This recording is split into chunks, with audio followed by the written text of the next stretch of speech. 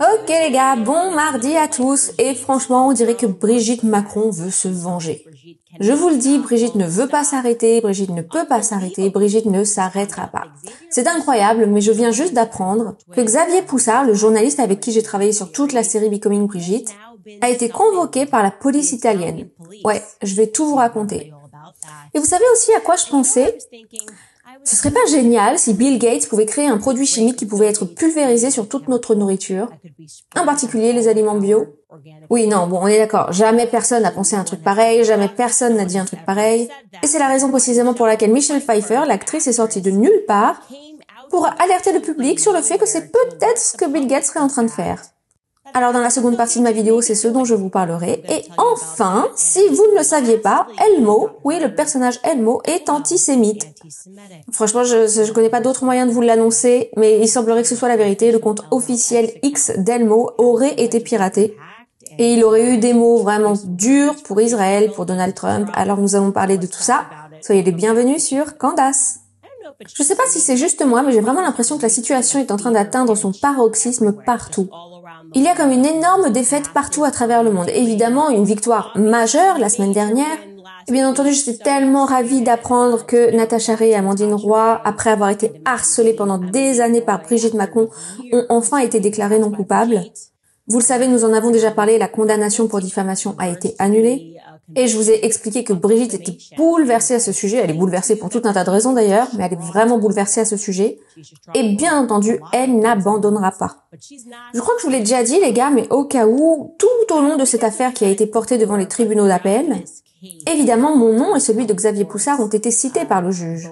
Quand il s'adressait à l'avocat de Brigitte, il posait des questions à notre sujet. L'avocat de Brigitte Macron qui est, vous le savez maintenant, Jean Enoki.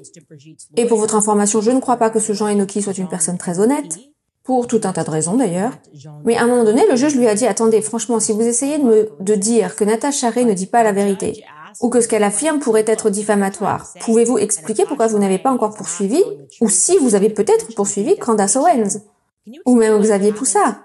Et l'avocat a répondu qu'en fait, il n'était pas au courant s'il y avait eu des poursuites engagées contre Xavier et Candace. Franchement, pour être honnête, moi j'ai pas cru Jean. Je pense pas que le juge l'ait cru également. Et je sais pas trop quoi donner comme réponse à ça, mais de toute évidence, le juge a fini par donner raison à Natacha Ray et a compris la petite mesquinerie, la bassesse de cette action, et a donc compris qu'il était très peu probable qu'ils engagent des poursuites contre nous. Et donc les condamnations prononcées contre Natacha et Amandine en première instance ont donc finalement été annulées. Donc la question c'est de savoir qu'est-ce que va faire Brigitte maintenant. Bien manifestement, Brigitte savait qu'ils allaient perdre devant les juridictions supérieures, donc en l'occurrence la cour d'appel, et il semblerait maintenant qu'elle change totalement de stratégie.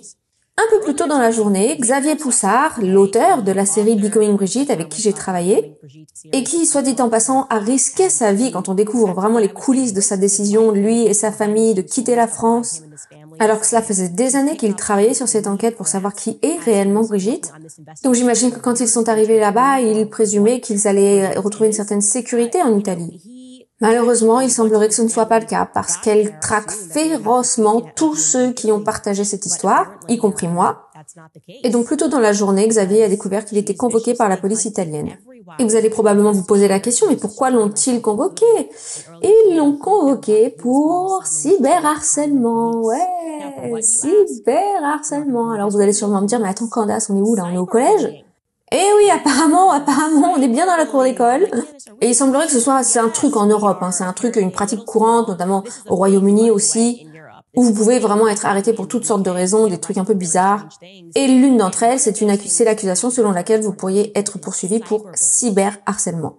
Et ouais, c'est la piste qu'elle utilise. Elle s'en prend essentiellement à Xavier Poussard pour cette même raison.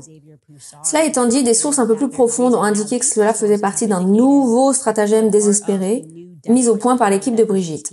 Ils se sont dit, attends, on va arrêter d'attaquer les gens pour diffamation parce que c'est un petit jeu dangereux. C'est un petit jeu dangereux parce que dans ce cas, elle serait obligée de fournir des preuves sur la personne qu'elle était pendant les 30 premières années de sa vie. D'ailleurs, c'est tout ce que j'ai répété depuis le début, depuis ce jour, notamment où on a reçu leur première lettre juridique, que j'ai trouvé extrêmement absurde, parce qu'évidemment, si on est prêt à poursuivre quelqu'un, il faut également être tout aussi disposé, voire même plus disposé encore, à simplement pouvoir présenter des preuves contraires.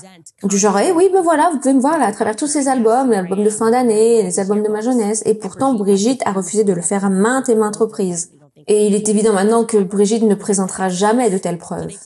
Donc il semblerait qu'ils aient abandonné cette idée, ils ne poursuivent plus personne pour diffamation, et ils ont également exclu la possibilité de poursuivre des personnes pour des motifs de transphobie, ce qui est également apparemment une option en France. Et je pense qu'on peut dire qu'on a aussi ça un petit peu aux États-Unis. Vous savez, c'est le hate speech, le discours de haine, entre guillemets. Mais bon, il s'avère que parfois le discours de haine sert vraiment à dire la vérité. Mais bon, bref, quoi qu'il en soit, elle a décidé de rayer cette question de l'ordre du jour. Parfaitement consciente de l'évidence qui se présente à elle, c'est que il faut être trans pour clamer avoir été touché par la transphobie. Quoi que cela puisse vouloir signifier la transphobie d'ailleurs. Bref, une source raconte que sa brillante équipe s'est mobilisée et lance donc une nouvelle initiative contre les journalistes. Tous l'a rassemblée dans le cadre de la loi sur le cyberharcèlement, et c'est là-dessus qu'elle estime pouvoir obtenir gain de cause. Et l'affaire prend une nouvelle dimension internationale puisque nous le voyons, Xavier a été contacté par la police italienne. Mais je crois que cela nous aide aussi à pouvoir contextualiser enfin cette lettre super bizarre et complètement décousue que nous avons reçue il y a quelques jours. Vous vous souvenez, je vous ai montré, ils énuméraient toutes ces choses et moi j'étais là, mais attends, c'est pas de la diffamation. Vous êtes juste en train de montrer une archive de tous mes tweets. Eh bien, ça révèle qu'elle avait déjà ça dans sa tête. Elle ne pense plus du tout à l'aspect diffamation. Elle pense au cyberharcèlement. Et là, je suis toujours sur sa liste. Encore une fois, cela démontre parfaitement qu'elle n'a aucune idée de ce qu'est la liberté d'expression aux États-Unis et de ce que cela signifie. Mais en tout cas, c'est la direction vers laquelle ils réorientent leur stratégie. Et quelque chose d'intéressant également, cela vient juste d'être rapporté dans le journal Le Nouvel Obs. Selon les sources, Brigitte aurait refusé de se soumettre à une évaluation psychiatrique requise pour prouver qu'elle a bien été victime de cyberharcèlement, qu'elle a réellement été la victime de cyberharcèlement. C'est une obligation légale de passer par ce process quand on va dans ce genre de voie. Et d'ailleurs, je vais vous montrer le tweet très explicite de Xavier Poussard publié plus tôt dans la journée qui explique très bien cela. Il écrit, je cite, « Breaking news, Brigitte Macron refuse de se soumettre à un examen psychiatrique. L'épouse du président Emmanuel Macron, qui vient juste de perdre son procès en diffamation contre Natacha Ray et Amandine Roy, tente désormais de faire condamner des influenceurs et de simples citoyens français pour cyberharcèlement. Pour le simple fait de remettre en question, de remettre en doute son passé et son sexe à la naissance. Cependant, comme cela a été révélé par le Nouvel Obs, Brigitte Macron a refusé de se soumettre à l'expertise psychiatrique requise dans ce type de procédure. Il ressort de cet article que, pour être légalement reconnu, le cyberharcèlement doit avoir entraîné une altération de la santé mentale de la personne visée. Selon nos sources, la première dame a refusé une expertise psychiatrique qui aurait pu évaluer son état. Pourtant, en présence du commissaire divisionnaire, venu exceptionnellement au palais de l'Élysée juste pour recueillir son témoignage, elle a mentionné qu'à l'étranger, toutes les épouses des chefs d'État étaient au courant de la rumeur. Et donc on s'imagine, on voit la scène, Brigitte qui descend de ses avions, Brigitte de plus en plus en colère à sa descente d'avion, et là elle met une grosse patate à son mari. Tout ça, non, tout ça c'est parce que tout le monde est au courant, qu'elle sait que tout le monde sait. Et visiblement, cela la fait souffrir, cela lui donne une détresse mentale, j'en sais rien moi, de l'angoisse, de l'anxiété, chose qu'elle essaie de démanteler désespérément avec son puissant réseau d'élite. Apparemment, le simple fait d'être trans et de porter une perruque ridicule, soit dit en passant, le fait de devoir se travestir au quotidien, jour après jour, ça n'a pas du tout semblé lui causer de l'angoisse. Mais maintenant, voilà qu'elle se dit que l'affaire chauffe un peu, elle va utiliser cet argument-là. Maintenant que tout s'effondre, Brigitte dit non, c'est plus acceptable. Parce que j'ai vraiment le sentiment que maintenant, dès que je rencontre quelqu'un, les gens me saluent et sont genre... C'est comme s'ils essaient de voir s'il y avait quelque chose en dessous. Et ça contrarie Brigitte. Mais il y a une question encore plus importante, n'est-ce pas? La question, c'est de savoir pourquoi Brigitte et Emmanuel continuent-ils sur cette lancée. Il est maintenant manifeste qu'ils ont perdu devant les tribunaux et il n'y a aucun moyen qu'ils puissent remettre le génie dans la lampe. C'est trop tard maintenant, les gens vont pas juste s'arrêter d'en parler du jour au lendemain. En fait, c'est tout le contraire. Plus ils multiplient les coups bas comme ils le font, plus ils se rendent aux États-Unis pour demander une audience spéciale en aparté au président des États-Unis, pour lui dire hey, t'as intérêt de contacter Candace Owens et de la faire taire. Eh bien, plus le monde réalise qu'il y a quelque chose d'extrêmement sinistre là derrière. Mais ils auraient pu s'arrêter là, ils auraient pu ignorer, ils auraient pu... Je veux dire, le livre était terminé, la série était terminée, en tout cas la première saison, la première partie était terminée, les gens étaient de toute façon déjà au courant. C'est un peu comme un feu sur lequel il ne cesse de jeter de l'huile. Et donc il faut se poser la question, pourquoi continue-t-il à ce point? Parce qu'encore une fois, personne va dire « Oh, laisse tomber, on oublie, c'est n'importe quoi, c'est du complot ». Je crois que la réponse, c'est que nous sommes tombés sur quelque chose de bien plus énorme que le simple fait de savoir quelles sont les parties génitales de Brigitte. Et ils ont besoin que l'enquête mondiale à ce sujet s'arrête. Parce que réaliser qu'en fait Brigitte n'est qu'une personne, une seule personne, une pièce dans le puzzle, une personne parmi tant d'autres dans cet énorme labyrinthe de tromperies, de mensonges et de mal. Franchement, Paris est une ville vraiment très intéressante. C'est le foyer même, le centre du mal. C'est un peu comme le berceau du, entre guillemets, monde moderne, n'est-ce pas? Ce monde, vous savez, créé après la Révolution française, la déviance sexuelle, l'occultisme dans toute sa splendeur. D'une manière ou d'une autre, à chaque fois que je mène l'enquête sur quelqu'un, je suis ramenée systématiquement en France. Si vous faites partie de mon club de lecture, vous savez ce dont je parle, nous en avons déjà beaucoup parlé, de toute la manipulation sexuelle, de l'occultisme, des amitiés avec les élites. Eh bien, ces personnages ont vécu à Paris, pour la plupart d'entre eux, considéraient vraiment Paris comme leur maison. Eh bien, Brigitte Macron, André Gide également, l'autoproclamé pédéraste qu'Emmanuel Macron a eu la brillante idée de mettre en avant lors de son portrait officiel à la présidence, n'est-ce pas? C'est comme un petit clin d'œil, vous savez. Eh, t'as vu, on a réussi, hein. Ils ont rien vu. Rien vu malheureusement jusqu'à ce que Xavier Poussard et Candace Owens décident de s'associer. Alors, de quoi il s'agit? Qu'est-ce qui se passe en France? Quelles sont les implications pour la France, pour le reste du monde? Eh ben, je vais vous dire, les gars, évidemment, déjà, on est au début. On est vraiment qu'au début des choses et on va vous proposer une nouvelle série qui sera un petit peu comme une collab entre Epstein et Brigitte. Ça fait des années que je fais des recherches, des années que je lis à ce sujet. Et ce que je peux vous dire, et franchement, je suis catégorique sur le sujet, et ça va vous paraître fou, ça va vous paraître aussi fou que la première fois que je vous ai dit « Hey, Brigitte Macron est un homme !» Vous savez, tout le monde a dit « Quoi? Mais c'est dingue, mais tu racontes n'importe quoi, c'est pas possible !» Eh ben, je vais vous dire tout de suite que toutes ces enquêtes, ce qu'elles m'ont amené à croire, et nous y parviendrons également avec l'affaire Epstein, c'est que premièrement et avant tout, le monde est une scène où on voit littéralement des acteurs, des actrices jouer le rôle de dirigeants. Et nous y sommes des participants involontaires. C'est une scène, c'est une pièce de théâtre. Je peux vous dire que je crois fermement que les élites de ce monde pratiquent des rituels.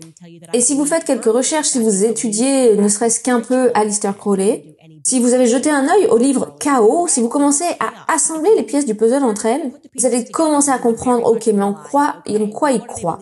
Cet homme qui a tenu des audiences avec des présidents, des élites, il était d'ailleurs ami, soit dit en passant, avec André Gide, il pratiquait la magie en Algérie. Oh tiens, dis donc, l'Algérie. En effet, pour s'initier à cette secte, il était nécessaire de se rendre en Algérie. Intéressant. C'est intéressant parce qu'il semblerait que ce soit précisément là que Jean-Michel Trogneux ait cessé d'exister. L'Algérie a joué un rôle très important dans l'histoire. Si vous avez suivi la série Becoming Brigitte, vous savez qu'il y a quelque chose d'intéressant à propos de l'Algérie. André Gide, l'Algérie, vous savez très bien ce qu'ils font là-bas. Les pratiques initiatiques d'Aleister Crowley et des élites. Ouais, je vais vous dire, cette idée de magie sexuelle, c'est vraiment ce en quoi ils croient. Et il semblerait que ce soit les mêmes personnes, ou plutôt devrais dire les mêmes familles qui sont au pouvoir depuis tellement longtemps. Je peux également vous dire que l'armée est aussi très impliquée. C'est l'un des aspects que l'on observe constamment dans le livre Chaos. Également un livre qu'on a lu dans le club de lecture Hollywood Babylone. Cette idée du culte militaire était une composante réelle de cette haute sphère. Et ce qu'il faut vraiment que vous compreniez, c'est qu'il existe réellement une théologie directrice sur ces sujets. Et vraiment c'est troublant. Et maintenant je comprends un petit peu pourquoi mon mari me disait, mais Candace, tout est de la théologie, tout est spirituel. Et j'ai trouvé ça étrange quand je l'ai rencontré. Je lui ai demandé, mais c'est quoi ta spécialisation dans tes études?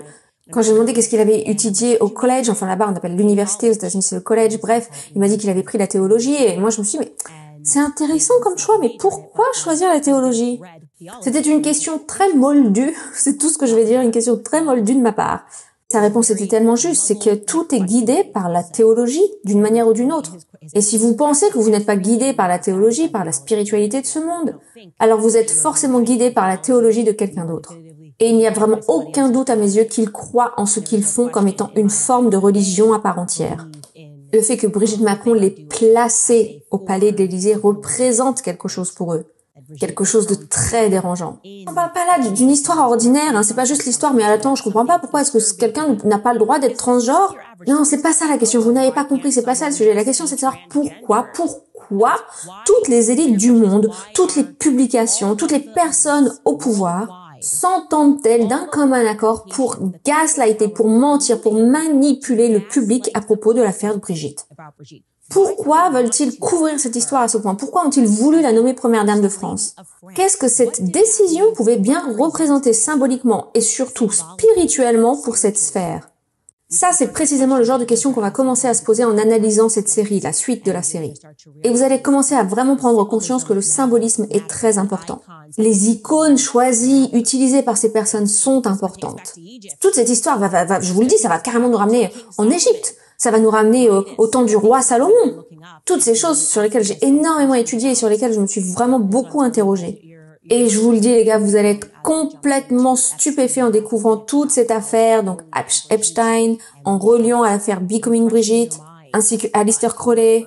Et peut-être qu'on va réussir à réveiller un peu votre esprit. Si vous nous regardez et que vous n'êtes pas très pratiquant, que vous n'avez peut-être pas ouvert votre Bible depuis longtemps, que vous n'allez pas beaucoup à l'église, croyez-moi, cette histoire va beaucoup vous intéresser. Vous allez être fasciné d'un coup à la spiritualité, à la théologie, également à toute la mythologie grecque, à la mythologie égyptienne, à tout ça. Par la suite, donc Candace switch de sujet, elle bascule sur Epstein, elle fait sa petite pub, etc. Ensuite, elle va parler de Donald Trump et de la tentative d'assassinat, voilà, à propos de laquelle elle soulève quelques doutes, mais bon, c'est pas très substantiel. En revanche, à la fin de ce passage sur Donald Trump, elle lance quelques phrases qui, à mon avis, rejoignent également l'affaire Brigitte, qui rejoignent également le contenu que je tente de vous partager ici sur cette chaîne, et donc je vais vous le partager. Que feriez-vous si les dirigeants du monde se tenaient aujourd'hui sur une scène et vous disaient: mesdames et messieurs, vos réalités ne sont pas réelles. Vous êtes asservis par des mensonges.